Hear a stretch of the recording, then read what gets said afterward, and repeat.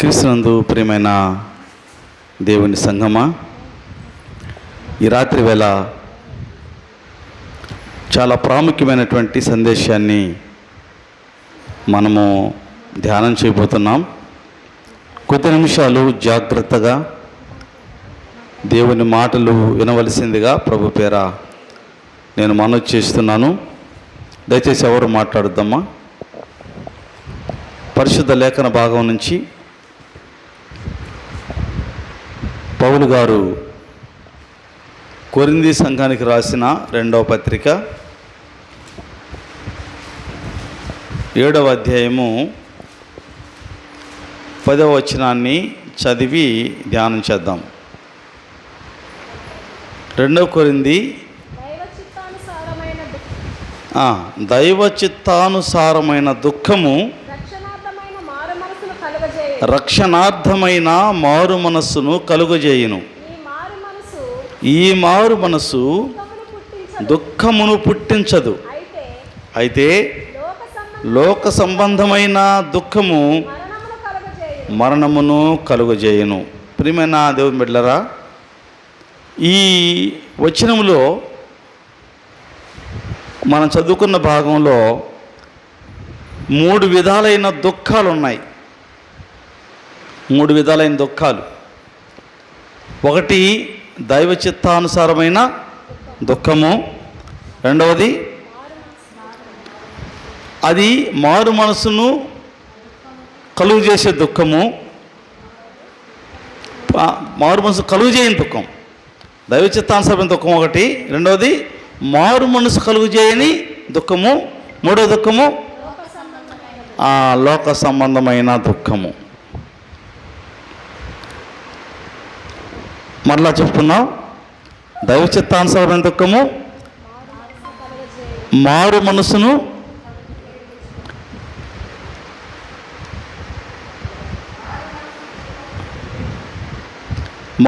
కలిగించే దుఃఖము, రెండవది లోక సంబంధమైన దుఃఖము. సరే, ఈ 3 దుఃఖాల గురించి ఈరోజు మనం మాట్లాడుకుందాం.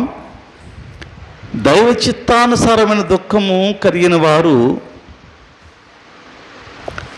వారు ఖచ్చితంగా ప్రభు మార్గంలో జీవిస్తారు. వారిలో 5 లక్షణాలు ఉంటాయి. నేను ఇప్పుడు 5 లక్షణాలు మీకు వివరించి నేను ముగిస్తాను. ఆ లక్షణాలు మనలో ఉన్నవో లేవో అని పరిశీలన చేసుకోవాలి. మందిరానికి వచ్చామంటే ఇక్కడ ఏమీ దొరకదు, ఇక్కడ ఏ పని ఉండదు, సైలెంట్ కూర్చొని వినడం, పాస్టర్ ఏదో మాట్లాడతారు. ఎందుకు వస్తాము, ఎందుకు వెళ్తామంటే ఇక్కడికి వచ్చిన తర్వాత ఒక పరిపూర్ణ మార్పు రావాలి. వచ్చి ఉన్న మందిరంలోని కాదు, ఎక్కడైనా దేవుని సన్నిధిలో కూర్చుంటే, దేవుని సన్నిధిలో మనం గడుపుతూ ఉంటే కొంత నేర్చుకోవాలి. అది మన జీవితానికి సహాయపడేదిగా లేక మార్పు తెచ్చేదిగా ఉండాలని చెప్పని వాక్యం తెలియజేస్తుంది. ఈ రోజున మనము విన్న వాక్యం ద్వారా బయటికి వెళ్ళబోయేసరికల్లా ఒక తీర్మానము మనలో, ఒకవేళ ఈ స్థితి లేకపోతే, వాక్యం ఉన్న విధంగా మన జీవితాలు లేకపోతే 100కి 100 పాళ్ళు మార్చుకునే విధంగా నిర్ణయం తీసుకోవాలి. 99% కాదు, 100కి 99% మారడానికి అని చెప్పను నేను. విన్న వాక్య ప్రకారంగా 100కి 100 పాళ్ళు మార్పు రావాలి అని పరిశుద్ధ లేఖనాలు తెలియజేస్తున్నాయి. అయితే గమనించండి, దైవ చిత్తానుసారమైన దుఃఖము కలిగిన వారికి ఉండే లక్షణాలు ఏంటంటే, మొట్టమొదటి లక్ష్యం ఏంటంటే పాపాన్ని ద్వేషిస్తారు వాళ్ళు. నీకు ఆ దుఃఖమే కానీ ఉంటే, దేవుని చిత్తం అంటే అర్థమని చెప్పండి, ఇష్టము. దేవునికి ఇష్టమైన దుఃఖం ఏంటి తెలుసా? ఆ స్థితి నువ్వు కలిగి ఉంటే పాపాన్ని ద్వేషిస్తావు. మొట్టమొదటిది అసలు దేవునికి మనకి మధ్య అడ్డువాడు ఏంటి చెప్పండి? పాపమే. అది లేకపోతే చాలు. ప్రభువారు ఈ లోకానికి వచ్చి ప్రాణం పెట్టారు. కారణం ఏంటి? ఎందుకు ప్రాణం పెట్టారు ఆయన? మన పాపాల కోసం. పాపం ఎంత భయంకరమైందో ఏదో మనము ఈ రోజున సువార్తలు ఎలా ఉన్నాయంటే, నీకు అప్పులు ఉన్నాయా రా, నీకు ఆస్తులు కావాలన్నా రా, నీకు రోగాలు పోవాలా రా. రోగాలు పోయిన హాస్పిటల్ ఉన్నాయండి. మహా చదువు చదివిన డాక్టర్స్ ఉన్నారు రోగాలు పోవడానికి. క్రైస్తవులకు పోగొట్ల రోగాలు. రోగాలు పోవడానికి క్రీస్తు దగ్గర రాకూడదు, పాపం పోవడానికి రావాలి. పాపిని రక్షించడానికి క్రీస్తు యేసు లోకానికి వచ్చాడు. రోగాలు పోవడము, అప్పులు పోవడము, ఆశీర్వాదం రావడం ఇవన్నీ సెకండరీ. అవి అవసరమైతే అడగక ముందే ఆయన తెలుసు కాబట్టి ఇస్తాడు. ఆయన నువ్వు అడగాల్సిన పనులు అవి. మొట్టమొదట పాపాన్ని తొలగించుకోవాలి. ఇది ప్రతి క్రైస్తవుడు తెలుసుకోవాల్సిన విషయము. ఇది చాలా కఠినంగా ఉంటుంది ఈ మాట. పాపము తొలగించుకోవాలంటే పాపం పాపమే, లోకం లోకమే, ప్రార్థన ప్రార్థనే, పరిశుద్ధి పరిశుద్ధతే అనే తత్వం ఉన్న వాళ్ళు వాళ్ళ పరలోకం ఉండదు. బైబిల్ చదివేస్తాను చెప్పట్లా, మత్తయి సువార్త 7వ అధ్యాయము 21వ వచనం. అలా ఉన్న వాళ్ళకి పరలోకం లేదు. పరలోకం లేనప్పుడు ఇవన్నీ అవసరమా అంటాను నేను. ఈ ప్రార్థన అవసరమా, మందిరాలు అవసరమా, ఈ కూటాలు అవసరమా, లేకపోతే ఇంకేమన్నా ఎన్ని అవసరమా చెప్పండి. ఈ మైకులు అవసరం దేనికి ఎన్ని? పరలోకం లేనప్పుడు చదవండమ్మా. మత్తయి సువార్త 7:21. ప్రభువా ప్రభువా అని నన్ను పిలుచు ప్రతివాడు పరలోక రాజ్యంలో ప్రవేశింపడు, కానీ పరలోకమందున్న నా తండ్రి చిత్తం ఆయన ఇష్ట ప్రకారమా చేయివాడే ప్రవేశించును. ఆ దినమందు అనేకులు క్రీస్తుని చూచి ప్రభువా ప్రభువా మేము మీ నామమున వాక్యం బోధించలేదా, ప్రవచింపలేదా? నీ నామం మేము దయ్యాలను వెళ్ళగొట్టలేదా? మీ నామం పేరిట అనేకమైన అద్భుతాలు చేసాం కదా అని చెప్పుదురు. అప్పుడు చూసారా, అప్పుడు ఆయన అంటాడంట, మీరు చేశారు అనుకుంటున్నారు, నేను ఎరగను, అసలు మిమ్మల్ని ఎరగనే, అసలు మీరు చేశారేమో నాకు తెలియదు, నేను అసలు చూడలా, నేను ఎరగను. అక్రమము చేయవాలరా, అది సంగతి. మీరు క్రమంగా చేయలే, నేను ఒక క్రమం ఇచ్చా మీకు, నేను మీకు ఒక క్రమం ఇచ్చా, మీరు క్రమాన్ని పాటించకుండా అవన్నీ చేశారేమో. అక్రమము చేయవాలరా నా యొద్ద నుండి పోండి. ఆయన నా దగ్గర నుంచి ఆయనేమో ప్రయాసపడి భారం మోసుకున్న సమస్త జనులారా నా యొద్దకు రండి అని పిలిచిన ఆయన వచ్చిన రోజు అంటాడు పొండి అన్నాడు. రమ్మని పిలిచిన దేవుడు నేను రమ్మంటే మీరు ఎలా చేశారంటే నా చిత్తానుసారంగా, తండ్రి చిత్తానుసారం చేయలే, మీరు ఇష్టానుసారంగా ఏవో చేశారు, కాబట్టి మీరు పొండి, నా ఎదురు రండి పొండి అంటాడు. ఏమండి, రండిని పిలిచిన దేవుడు ఒక రోజున పొండి అనిపించుకోవడానికి రావాలన్నా మనము దేవుని నుండి మనము నా ఎదురు నుండి పొండి అనిపించుకోవడానికి మందిరానికి రావాలా, ప్రార్థన చేయాలా, వారం వారం ప్రార్థనలో పాల్గొనాలా, ఈ మందిరాలకు వెళ్ళాలా, కూటాలు పెట్టాలా, సభలు ఏర్పాటు చేయాలా? ఎందుకు మరి? పొమ్మనే ఇవన్నీ దేనికండి? ఆయన పొమ్మని చెప్పే కాడికి. సో దైవ చిత్తానుసారమైన దుఃఖము మొట్టమొదటిది ఏంటంటే పాపాన్ని ద్వేషించడం. ఇదొక్కటే దేవుని నుండి మనల్ని దూరం చేసేది. దేవుని నుండి మాకు మనిషిని దూరం చేసేది ఏంటంటే పాపం. పాపాన్ని మనకు దూరంగా ఉండటానికి దాన్ని ద్వేషించాలి. చెప్పనా, పాపాన్ని ద్వేషించకపోతే నువ్వు వదిలిపెట్టలేవు. పాపాన్ని ద్వేషించాలి, పాపం పైన ద్వేషం కలగాలి, అప్పుడే దాన్ని విడిచిపెడతాం తప్ప పాపం పైన ద్వేషం కలగకపోతే జీవితం అంతా విడిచిపెట్టలేము, దాన్ని విడిచిపెట్టలేము. లాస్ట్ టైం మీకు ఒక ఉపమానం చెప్పాను. ఒక ఆయన కోతులు పెట్టి ఆయన ఉన్నాడు. ఒక ఇంట్లో కోతి ఉంది. ఆ కోతి బ్రహ్మాండంగా ఇల్లు కట్టుకున్నారు వాళ్ళు. ఎప్పుడు తలుపులు వేసుకొని కిటికీలు వేసుకొని కూర్చోవాలి. ఏమాత్రం పొరపాటు తలుపు తెరిస్తే లోపలికి వచ్చి ఇల్లంతా పాడు చేస్తుంది. అది కొట్టనొస్తే కరవపోతుంది, భయపడుతున్నారు వీళ్ళు. కోతులు పెట్టాయని చెప్పారు.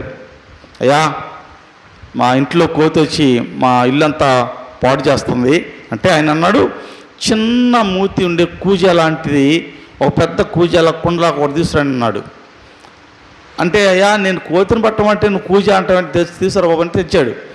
ఆ కోతిని అక్కడ పెట్టి, అంటే డోర్ తీసి ఆ కూజ అక్కడ పెట్టి కూజ నిండా నీళ్ళు పోసేసి అది చూస్తూ ఉండగా ఒక అరటిపండు లోపలేమని చెప్పాడు. ఇంకెక్కడ ఏం ఉంచకుండా ఇంట్లో ఏం ఉంచొద్దు, ఇంట్లో అన్నీ తీసేసి అది చూస్తుండగా ఆ కూజలో ఒక అరటిపండు వేయమన్నాడు కోతులు పట్టి ఆయన. వీళ్ళు అదేవిధంగా అది వస్తూ ఉంటే దాన్ని చూసి ఒక అరటిపండు వేయగానే అది బొబ్బరించుకుంటూ వచ్చింది. భయపడి లోపలికి వెళ్ళారు.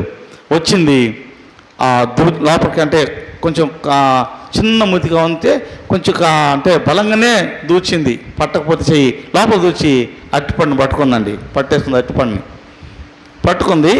ఇప్పుడు ఈ కోతులు పట్టేవాడు కర్ర తీసుకొని వస్తున్నాడు. వస్తుంటే ఇది పరిగెత్తాల నుంచి వస్తుంది, వడస్తాడని చెప్పని. అప్పుడు కర్ర పట్టుకొని వస్తుంటే ఇది లోపల పిడికిలు పట్టుకుంది, ఇలా దూర్చింది చెయ్యి లోపలికి. లోపల పిడికిలు పట్టుకుంది, తెస్తుంటే చెయ్యి రావట్లా, దాని చెయ్యి రావట్లా. లేపుదామా, కుండ బరువుగా ఉంది, కుండ నిండా నీళ్ళు ఉన్నాయి, కుండ బరువుగా ఉంది, కుండ రావట్లా, చెయ్యి రావట్లా. ఇప్పుడు అది బయటికి ఉరకాలంటే ఏం చేయాలి? ఇప్పుడు చెయ్యి రావాలి బయటికి, చెయ్యి రాకపోతే పొలలేదు. ఇప్పుడు చెయ్యి రావాలంటే ఏం చేయాలి? అరటిపండు విడిచిపెట్టాలా, ఇది విడిచిపెట్టట్లా. అరటిపండు అలాగే పట్టుకుంది, విశ్వ ప్రయత్నం చేస్తుంది, రాలేదు. వాడు వచ్చాడు, కొట్టి చంపేశాడు.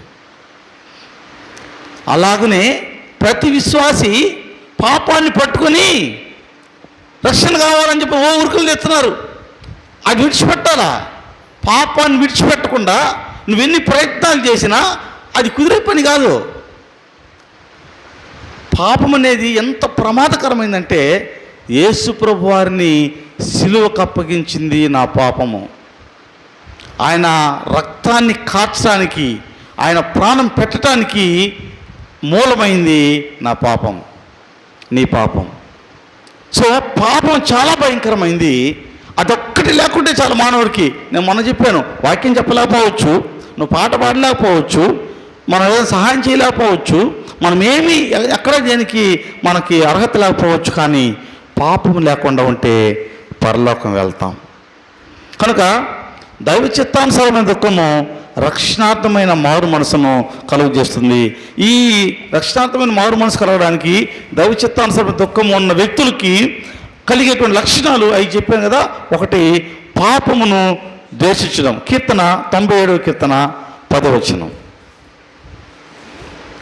97వ కీర్తనలో 10వ వచనంలో మనం చూసినట్లయితే,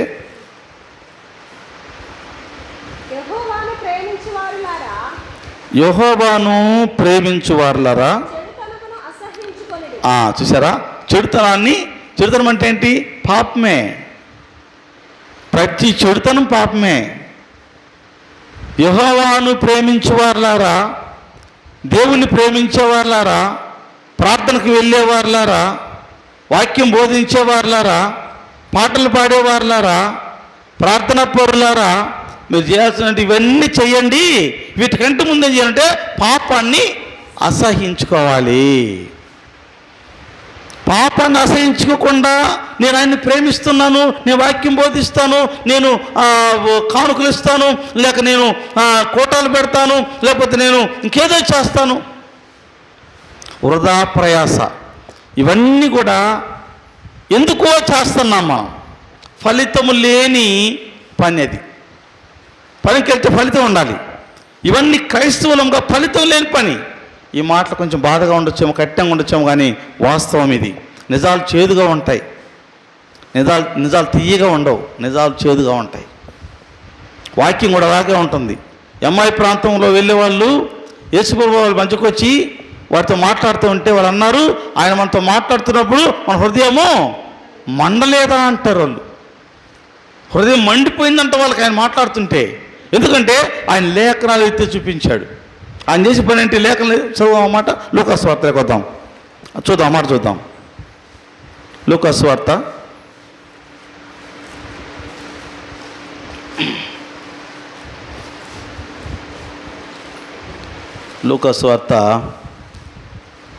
24వ అధ్యాయము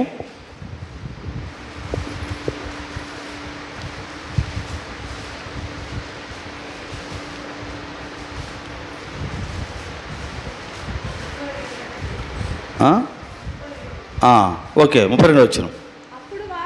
అప్పుడు వారు ఆయన త్రోవలో మనతో మాటలాడుచు లేఖనములను మనకు బోధపరుచున్నప్పుడు మన హృదయం మనలో మండుచుండలేదా అని ఒకరితో ఒకడు చూసారా, ఆయన లేఖనాలు మాట్లాడుతూ ఉంటే వాళ్ళతో హృదయం మండిందట.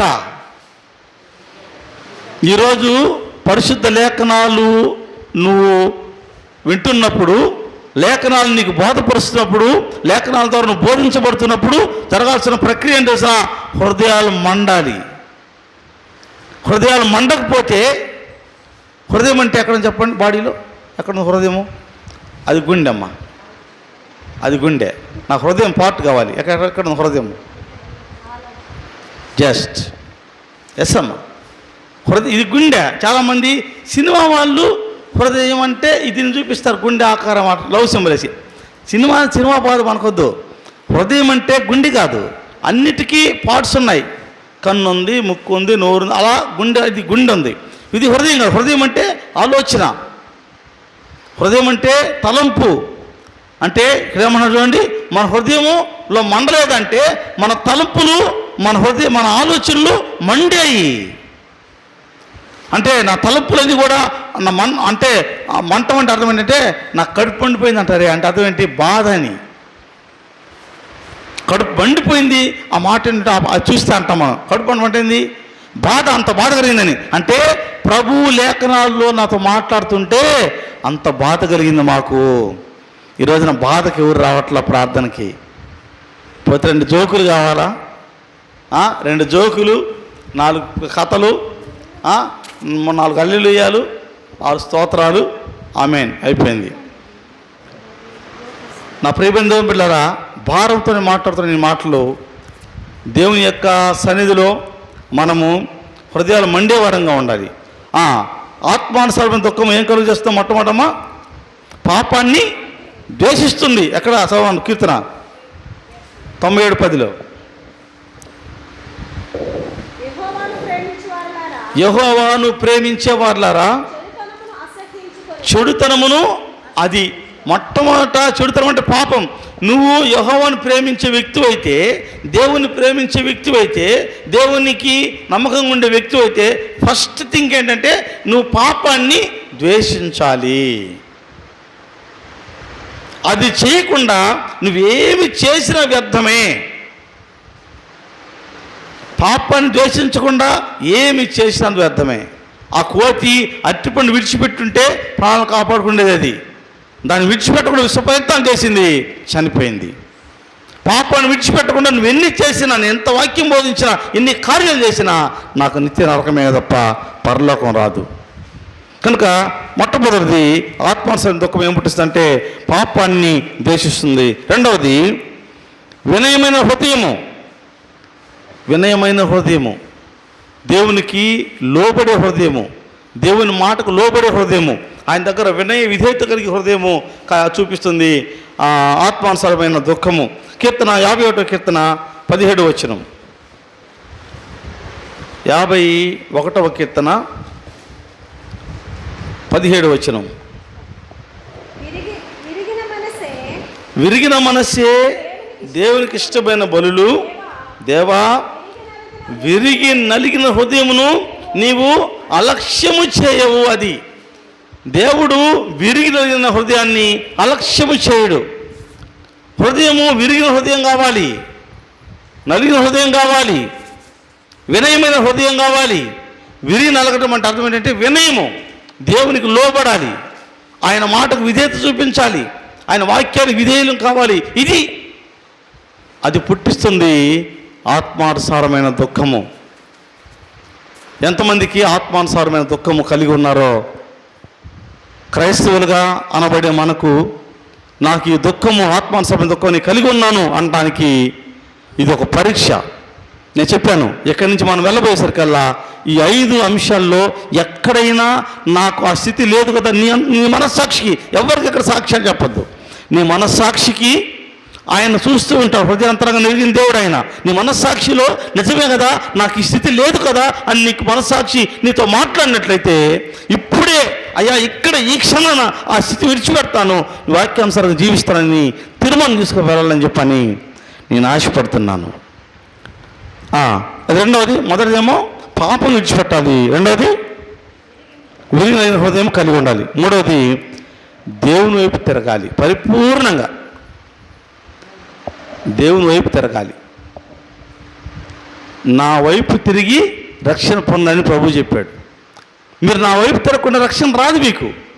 మీరు నా వైపు తిరగాలి అని ప్రభు చెప్పాడు. తిరగాలి. చదువుకుందాం అన్నమాట మనము. యోబేలు గ్రంథం, యోబేలు గ్రంథము 2వ అధ్యాయము, యోబేలు గ్రంథము 2వ అధ్యాయము 12వ వచనం. ఇప్పుడైనను మీరు ఉపవాసం ఉండి కన్నీరు విడుచుచు దుఃఖించుచు మనస్పూర్వకంగా తిరిగి అది నా వైపు తిరగండి. ప్రభు అన్నాడు, ఇప్పుడైనా, ఒకవేళ గతంలో ఈ అనుభవం నీకు లేదేమో, గతంలో నువ్వు ఇలా జీవించలేదేమో, ఆనాడు ఇశ్రాయేలు ప్రజలు చెప్తున్నాడు, మీరు ఇలా జీవించలేదు, గతంలో మీరు ఎలా ఉన్నారో ఇప్పుడైనా ఇప్పుడైనా ఇప్పుడైనా ఆయన బాధ చూడండి. ఆ రోజు ఇశ్రాయేలుతో కాదు, ఈరోజు నీతో నాతో మాట్లాడుతున్నాడు దేవుడు.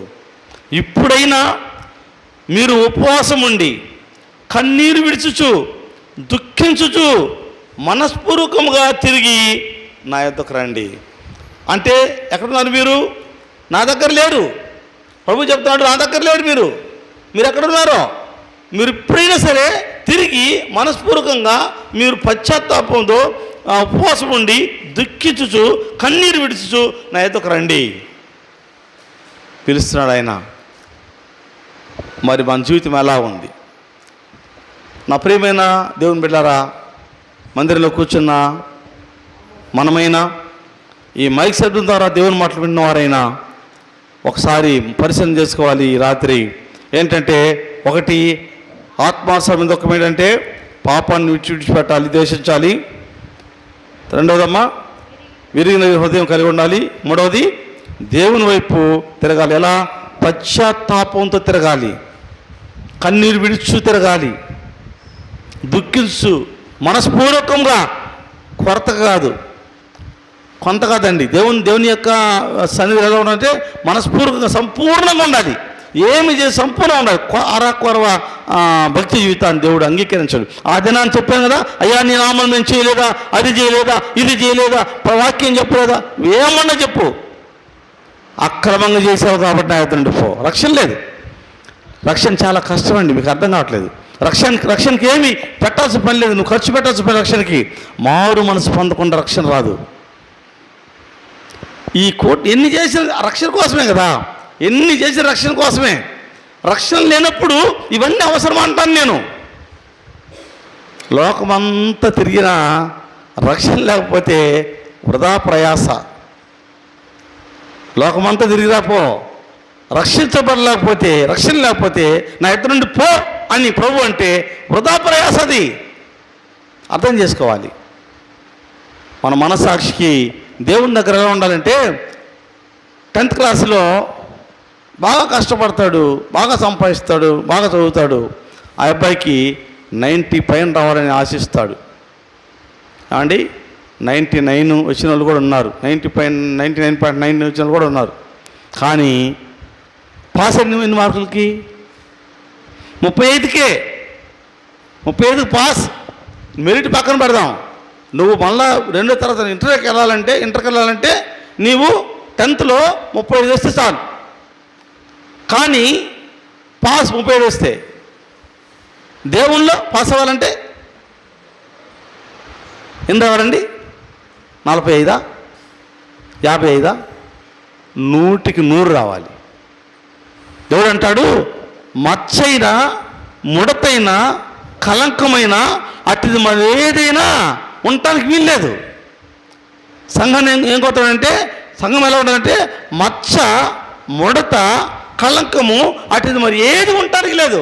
చిన్న మచ్చ, తెల్లటి షర్ట్ వేసుకొని ఈ కాలర్ కింద ఎవరికి కానరాదు, నాకు కూడా కానరాదు, మీకు కూడా కానరాదు. ఈ కాలర్ కింద కానీ చిన్న మచ్చ ఉంటే నాకు కానరాకపోవచ్చు, కానీ నా అంతరంగాన్ని తిరిగిన దేవునికి అన్నీ కనపడతాయి. దయచేసి గమనించండి. క్రైస్తవ జీవితం అంటే ఇది, విశ్వాస జీవితం అంటే ఇది. ప్రార్థన పడిన విశ్వాసాలు కాదు, గుర్తుపెట్టుకోండి. వాక్యం చెప్పిన విశ్వాసాలు కాదు, పాటలు పడిన విశ్వాసాలు కాదు, ప్రార్థన చేసే విశ్వాసాలు కాదు, కానుక ఇచ్చే విశ్వాసాలు కాదు. ఇలా జీవించిన వాళ్ళే విశ్వాసులు. పాపాన్ని విడిచిపెట్టాలి, తర్వాత విరిగిన మనసు కావాలి, తర్వాత పాపాన్ని విడిచిపెట్టి దేవుని వైపు తిరగాలి. ఎలా? పశ్చాత్తాపంతో. ఇప్పుడైనాను మీరు ఉపవాసం ఉండి కన్నీరు విడుచుచు దుఃఖించుచు మనస్పూర్వకంగా నా యొద్దకు రండి. దేవుని మాటలేవి, దేవుని ఆహ్వానం ఇది. అక్కడేమన్నాడు? ప్రయాసపడి భారం మోసుకుని సమస్య ఉన్నారో నా యొద్దకు రండి. అది ఎలా వస్తావు? ఇది ఎలా రావాలి? ఆయన రమ్మన్నాడు కదా అని చెప్పి పాస్టర్లు చెబుతుంటే ఓ పూల అంటూ పురుగుతున్నాం. ఆయన రమ్మన్నాడు అని చెప్పని. రమ్మను చున్నాడు నిన్ను ప్రభు యేసు అన్న పాడతాం కదా. ఆయన రమ్మను చుండి వెళ్తున్నాం. మనం ఎలా వెళ్ళాలి? ఇలా వెళ్ళాలి, ఇలా వెళ్ళాలి. భక్తుడు మరొక ఆయన పాట రాశాడు. ఉన్నా పాటున్నా వచ్చు చున్నాను నీ పాద సన్నిధికో రక్షక, ఎన్న శక్యము కాని పాపములన్నీ మోపుగా వీపుపైబడి ఉన్న విధి నడలేక తోట్రిలు చున్నవాడను నన్ను దయగను. ఇదండి అలా రావాలి, ఆ పశ్చాత్తాపం రావాలి. పాపాలు నా పై వీపు మీద పడి మోయలేని స్థితిలో ఉన్నాను నేను. ఉన్న పాట వస్తున్నాయ్యా, నా పాపాలు తీసే ప్రభువా. అది ఇదే ప్రభు కోరే ఆహ్వానం. ఎలా ఉన్నావు ఈ రాత్రి? క్రైస్తవుడుగా క్రైస్తవురాలుగా ఎలా ఉన్నావు? ఎలా జీవిస్తున్నావు? ఇవి చివరి దినాల్లో ప్రకటించాల్సినటువంటి సువార్త, వినాల్సినటువంటి వాక్యం.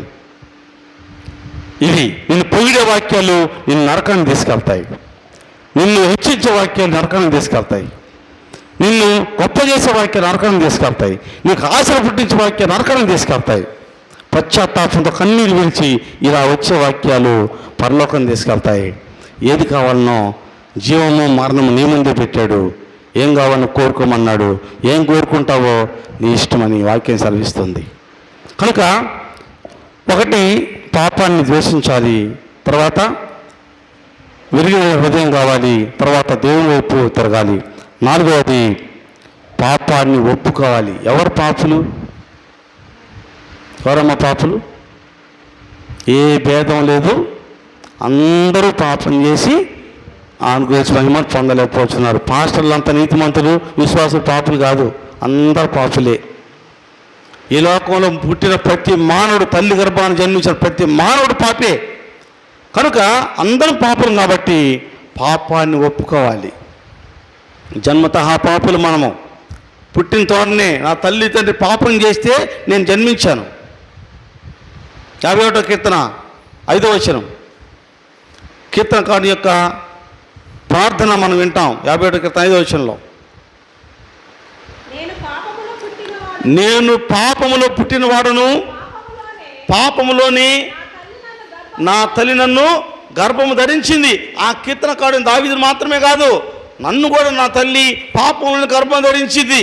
నిన్ను కూడా నీ తల్లి పాపములను గర్భం ధరించింది. ఓ తల్లిగా నువ్వు కూడా పాపములని నీ బిడ్డలను గర్భం ధరించావు. వాక్యం సెలవిస్తా ఉంది. కనుక అందరం పాపులమే జన్మతః. పాపాన్ని ఒప్పుకోవాలి దేవుని దగ్గర. నేనేం చేశాను పాస్టర్ గారు? అయ్యా నేనేం పాపం చేశానయ్యా? నీ జన్మలోనే పాపం ఉంది, నా పుట్టుకలోనే పాపం ఉంది, పాపంలోనే పుట్టాను నేను. కనుక ప్రభు దగ్గర పాపిని ప్రభువా అని పాదాలు చెంతబడాలి. ప్రతిరోజు నీ ప్రార్థనలో మొట్టమొదటి ప్రార్థన మనం ఏంటంటే, నా పాపాన్ని క్షమించు. తర్వాత నీ మనవులన్నీ మొట్టమొదటి ప్రార్థనలో ఎలా ప్రార్థించాలంటే, నువ్వు మోకరించగానే ఆయన స్తుతించిన తర్వాత, నేను పాపినయ్యా, నా పాపాన్ని క్షమించు, పాపిని నన్ను రక్షించిన స్తోత్రం. అది ప్రార్థన అనుభవం. అలా పాపాన్ని వాక్యం చూద్దాం. యోహాను రాసిన మొదటి పత్రిక, యోహాను గారు రాసిన మొదటి పత్రిక 1వ అధ్యాయము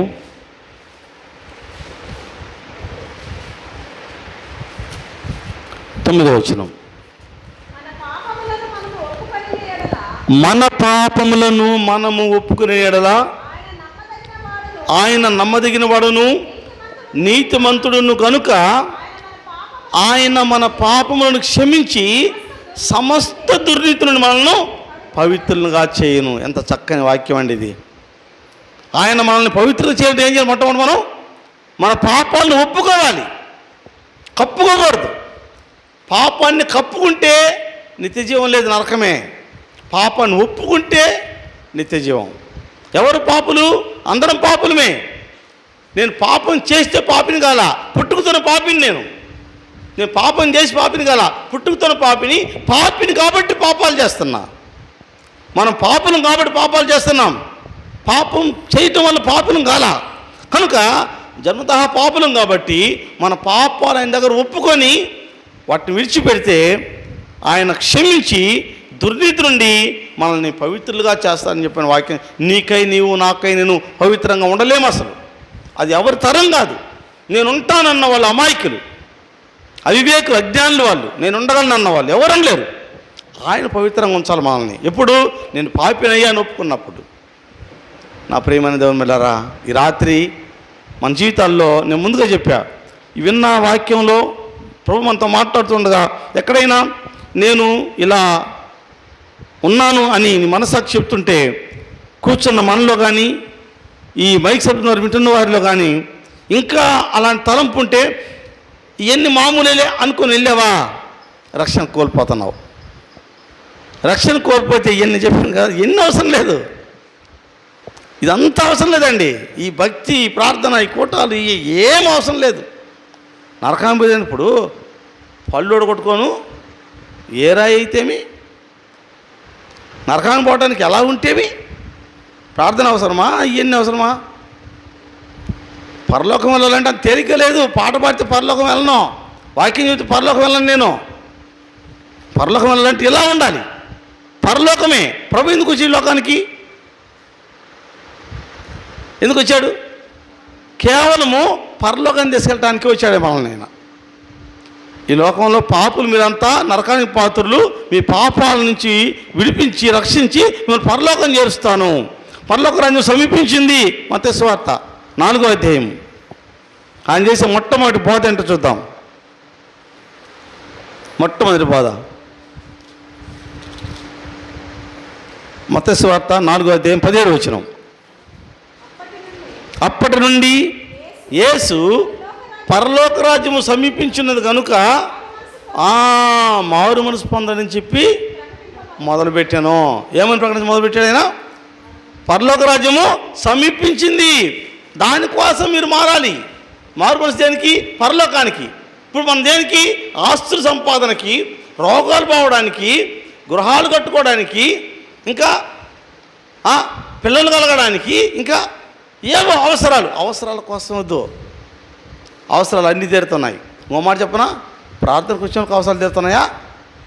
క్రైస్తవులకైనా? క్రైస్తవేతరులంతా వాళ్ళు దూరం అయిపోతున్నారా? వాళ్ళకి దీవెనలు లేవా? అది కాదండి. డబ్బు కోసం రావద్దు, ఆస్తుల కోసం ప్రభు దగ్గర రావాల్సిన పనిలే, వైద్యం పొందకుండా ఆరోగ్యం కోసం రావాల్సిన పని లేదు. పాపాన్ని పోగొట్టుకోవాలి.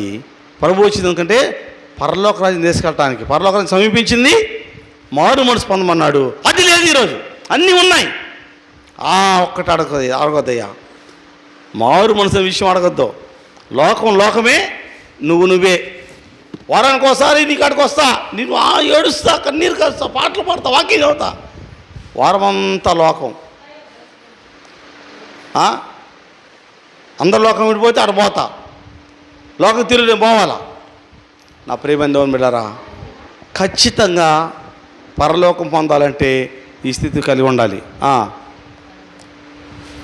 అమ్మా, యోహాను 1:9. 1:9 ఒక మాట చెప్పి ముగిస్తాను. మన పాపములను మనము ఒప్పుకుని ఎడల ఆయన నమ్మదగిన వాడును నీతిమంతును కనుక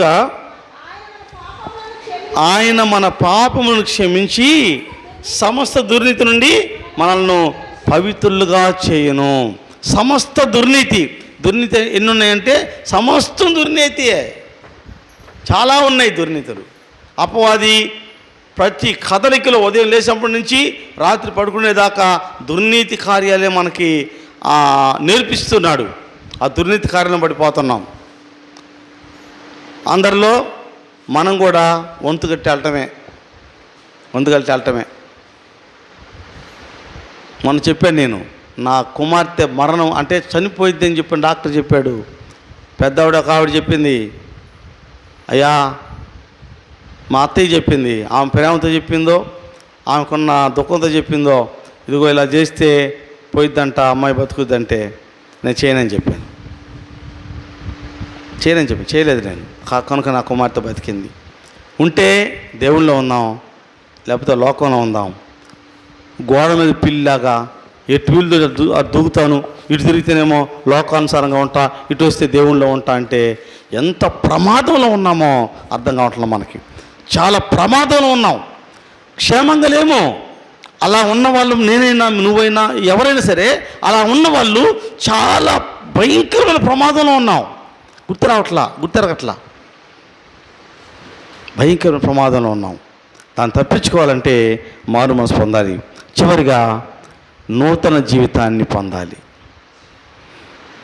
మనిషి ప్రభువుని అంగీకరించాక నూతన జీవితము. నూతనం అంటే పాతది ఏం ఉండకూడదు. పాతవి గతించను, ఇదిగో కొత్త వాయను. పాతది కూడా పట్టుకొని ఈ చేతిలో పాతది, ఈ చేతిలో కొత్తది పట్టుకుంటే కొత్త ఏడైంది కొత్త కాల. పాతదాన్ని విడిచిపెట్టాలి, అది కానరాకూడదు. ఇదిగో కొత్త వాయను, కొత్త కావాలి. చదువుకుందాం అన్నమాట మనము. మత్తయి సువార్త ఈ చివరి మాట ప్రార్థన చేస్తాను. మత్తయి సువార్త 3వ అధ్యాయము. మత్తయి సువార్త 3వ అధ్యాయము 7వ వచనం. అతడు పరిశీలులను సద్దూకైలులను అనేకులు బాప్తిస పొందవచ్చుట చూచి, సర్ప సంతానమా, రాబో ఉగ్రత నుండి తప్పించుటకు మీకు బుద్ధి చెప్పిన వాడు ఎవడు? మారు మనసు తగిన ఫలము అది. బాప్తిస పొందడానికి వచ్చారు. యోహాను దగ్గరికి ఆయన బాప్తిసం ఇస్తుంటే అడవిలో అందరూ వచ్చారు. ఆనాటి యూదులంతా వాళ్ళని చూసి అన్నాడు, ఓ సర్ప సంతానమా అన్నాడు. ఈరోజు అంటే అమ్మో ప్రార్థనకు రారు.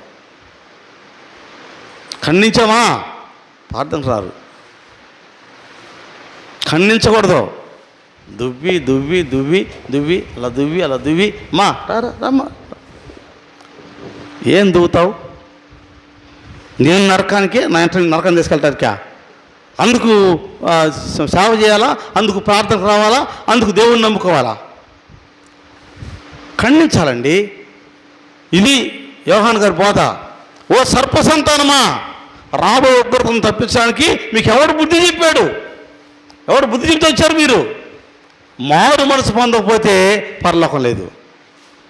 మారు మనసుకు తగిన ఫలం పొందండి. మీరు వచ్చారే, మారు మనసు లేకుండా వచ్చారు మీరు. మారు మనసు కావాలి. ఈరోజున ఎంతమంది నాకు మారు మనసు ఉందని చెప్పే ధైర్యం ఉందో మీకు మీరే చెప్పుకోవాలి. నా చెప్పాను నేను, ఎవరు చెప్పద్దు. నీ మనస్సాక్షికి నేను మారు మనసు, ప్రభు అయిన యెహోవా దేవుడైన యేసుక్రీస్తు వారి లోకానికి వచ్చినప్పుడు నన్ను చూసినప్పుడు నాలో మారు మనసుని ఆయన చెప్పగలడు.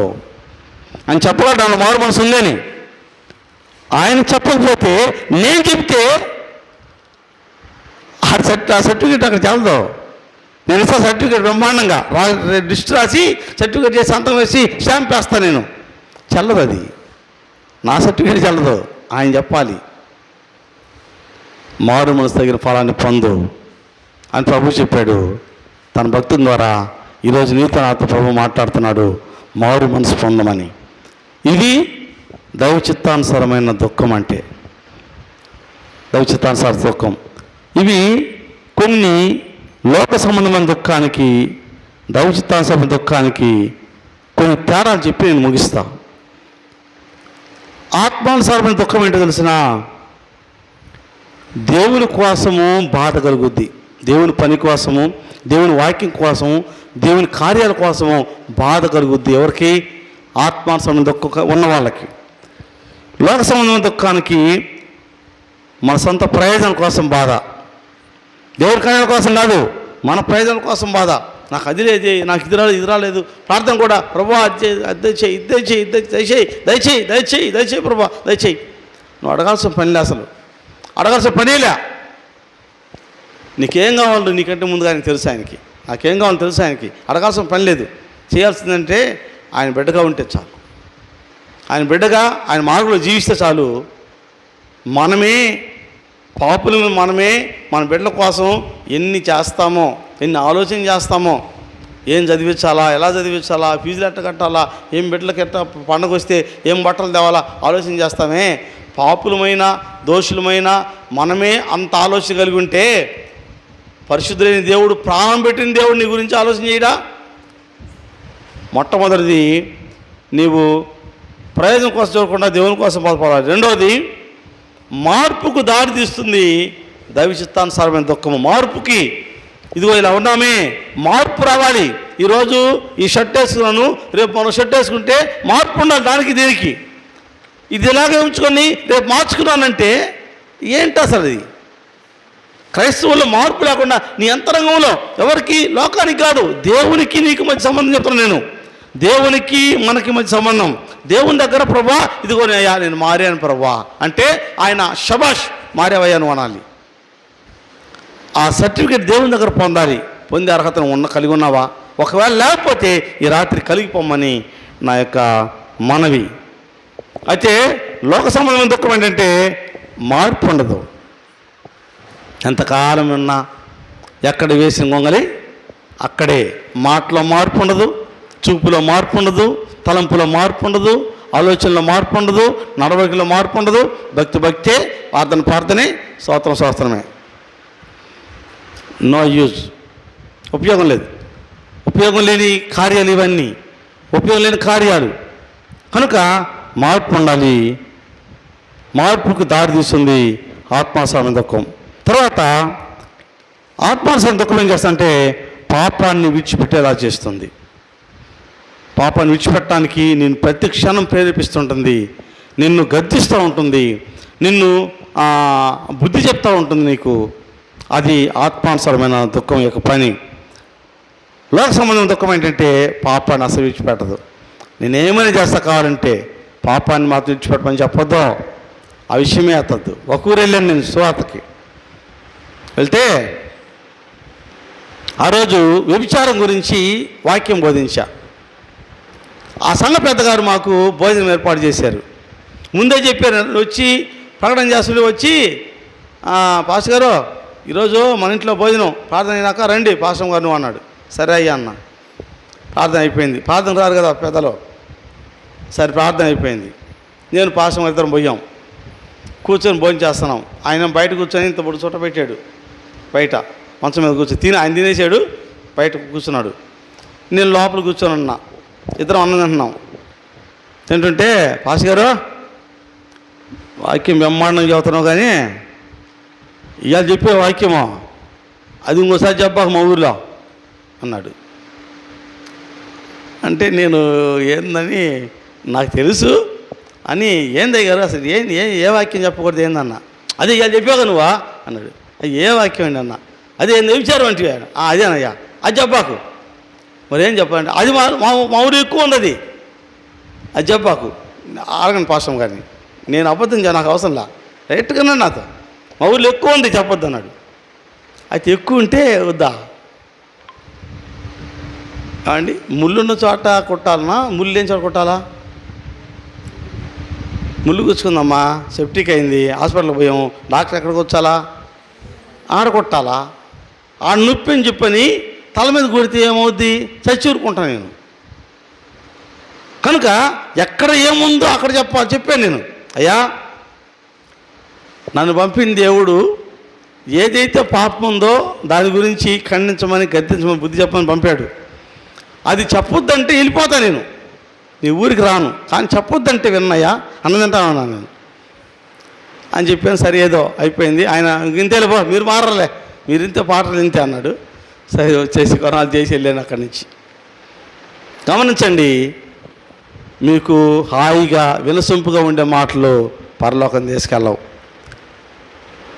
నీ హృదయం మండాలి, పశ్చాత్తాపం పొందాలి, పరలోకానికి వారసులం అవ్వాలి.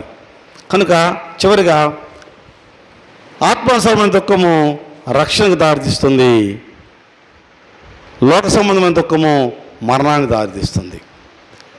నీ దారి ఏది? ఈ రాత్రి నీ దారి ఏది? నీ మనస్సాక్షి ఏ దారి అని చెప్తుంది నీకు.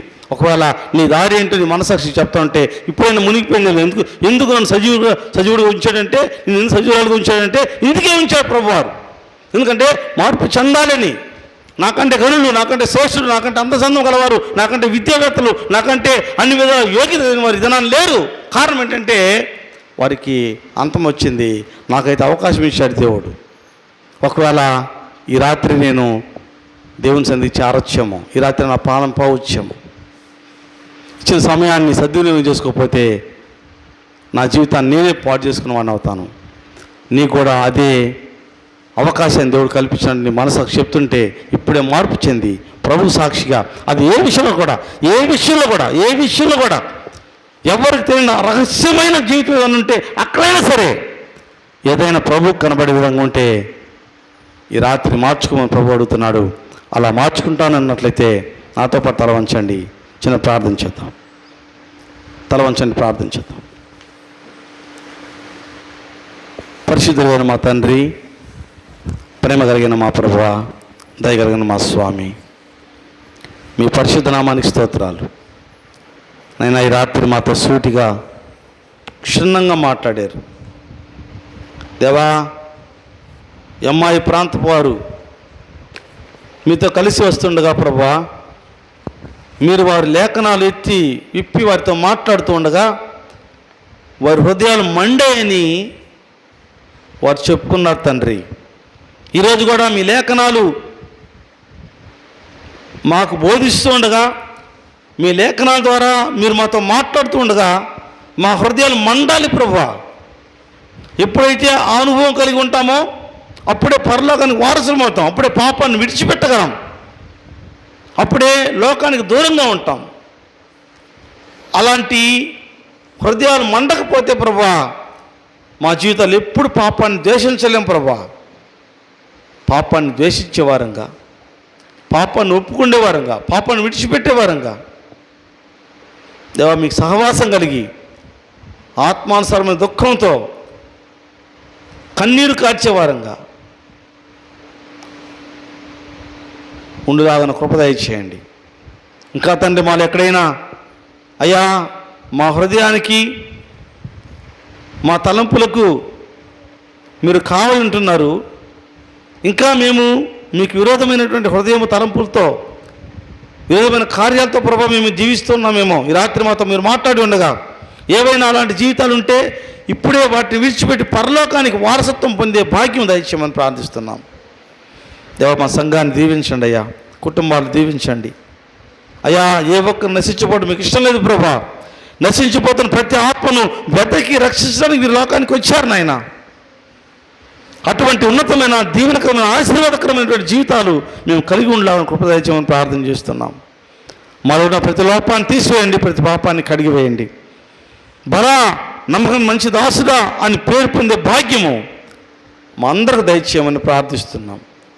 ఈ రాత్రి తండ్రి విన్న వాక్యం ద్వారా ప్రభా మాలో మార్పులు కలిగి పరలోకానికి వారసత్వం పొంది అయ్యా అనేకులకు వెలుగుమయంగా మా జీవితాలు ఉండలాగా కృప చూపించి మహిమ పొందమని మీకే ఘనత మహిమ ప్రభావములు ఆరోపించుకొంచు ఈ రాత్రికాల స్తోత్రం మీరు అంగీకరించమని మా ప్రభువును మా ప్రియరక్షకుడినైనా యేసుక్రీస్తు వారి పరిశుద్ధ నామమున ప్రార్థించి మిక్కిలి వినయంతో అడిగి వేడుకొంచున్నాం పరమ తండ్రి, ఆమెన్.